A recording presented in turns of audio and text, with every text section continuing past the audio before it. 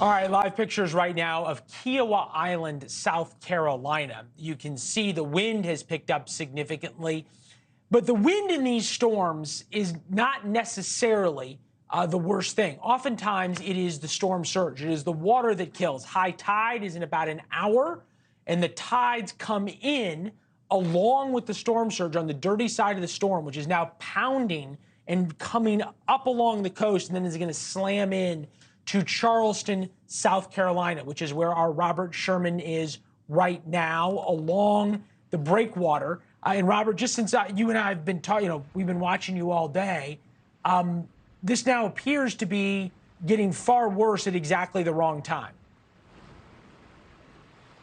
Absolutely, Leland. I mean, when we were looking at these water levels earlier today, we were all commenting. We thought it seemed unlikely. It seemed hard to imagine the water coming over that break wall behind us. But now you see what is happening here. We'll show you this whole scene that is behind us here. Those white caps are now spilling over into the roadways here. There's a couple issues at play here, Leland. One, they call it the low country for a reason.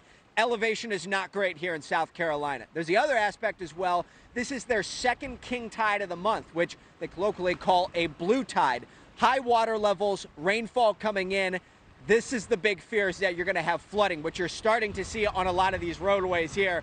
Local officials have identified about 25 to 30 roadways that they think are going to be underwater by the time all is said and done. We are not at the worst of it, Leland. We're expecting that to happen within the next hour or so. The message is very clear from the local authorities here. Get off the roadways, hunker down, don't do anything silly, be smart, be safe. That's why they're asking everybody to get indoors as soon as possible. You see, this has really deteriorated over the last couple of hours here at the backside of the storm. Leland?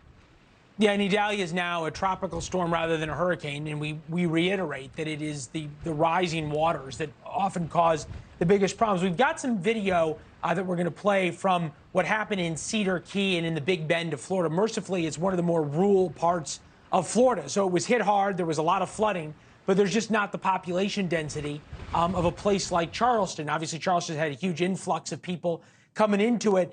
The folks in Cedar Key who we've talked to say that most everybody evacuated, which is why we didn't have the high water rescues and the like.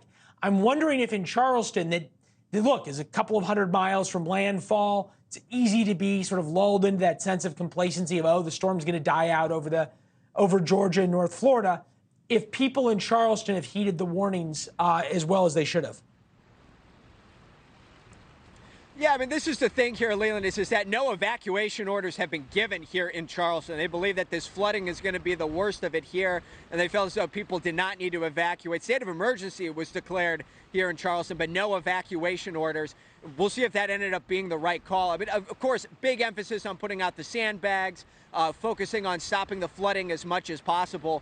So that's the main point of emphasis here. But for the most part, most folks are still here in Charleston just riding this one out at this point. Thanks for watching. Go to newsnationnow.com to find NewsNation on your television provider. And don't forget to subscribe. Click the red button to get more of NewsNation's fact-driven, unbiased coverage.